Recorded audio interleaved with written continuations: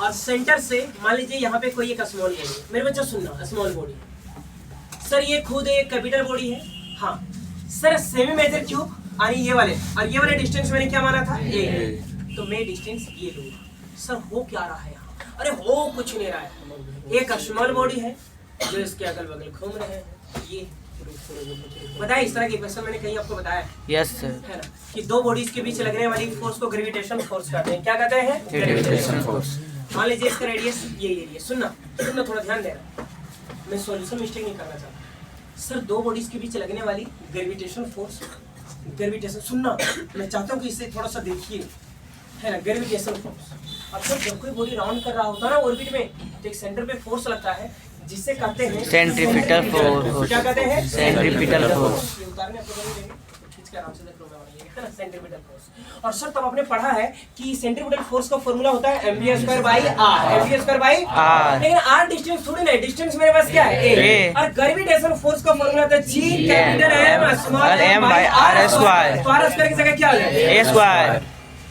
Solution देखो फंसा देंगे कहीं, इसलिए ध्यान देते रहिएगा। स्मॉल एम स्मॉल में कटेगा, स्मॉल ए से स्मॉल ये कटेगा, तो v² बराबर क्या मिलेगा? v² बराबर और अगर स्क्वायर हटेगा तो क्या चढ़ेगा गुरु? और gm बाई ए। सर है ना, सर दिक्कत है कि टाइम की बात कर रहे हैं, टाइम, तो टाइम के लिए आपको फॉर्मूला लगाना होगा स्पीड बराबर distance upon time, distance upon time, 4 बराबर दूरी बटा समय। अच्छा जो चीज आपको बताने जा रहे हैं ना, ये एक पल के लिए हम आपको कहीं हिंट किए हैं, मैं आपको पूरा नहीं बता सकता बट एक पल के लिए मैं हिंट किया हूँ आपको। और सर वो मैंने कहा था कि कल मैं आपसे पूछूंगा और तब आप फंसोगे। यस सर, चीज आज ही मैं कर दे रहा हूँ, इसलिए थोड़ा बता लेने दो, उसके बाद हम सवाल करेंगे। चलिए तो सर स्पीड रहेगा, निकालना है टाइम, तो टाइम निकालोगे तो distance upon speed, distance upon speed. Sir speed तो निकल गया करो, ये स्पीड, लेकिन डिस्टेंस, सर डिस्टेंस क्या लीनियर डिस्टेंस ना, सर्कुलर डिस्टेंस।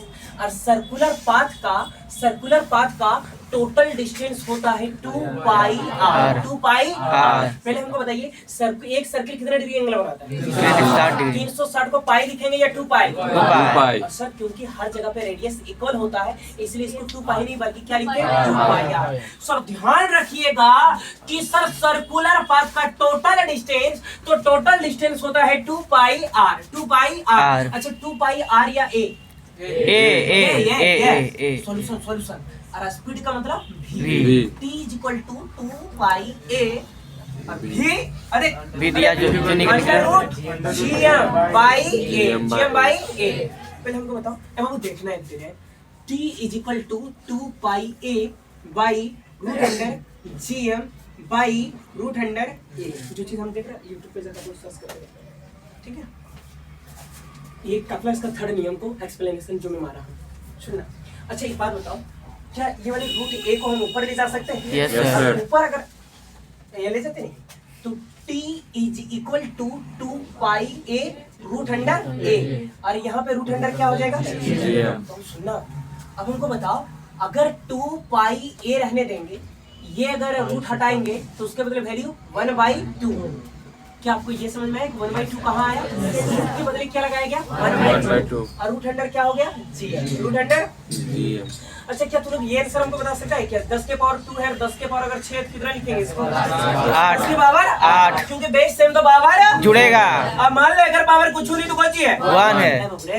बेस है ना सेम रे, बेस सेम तो पावर जुटेगा, तो 1 प्लस 1/2 मिलकर आएगा 3/2। तो 2 पाई a 3/2 और रूट अंडर क्या आ जाएगा?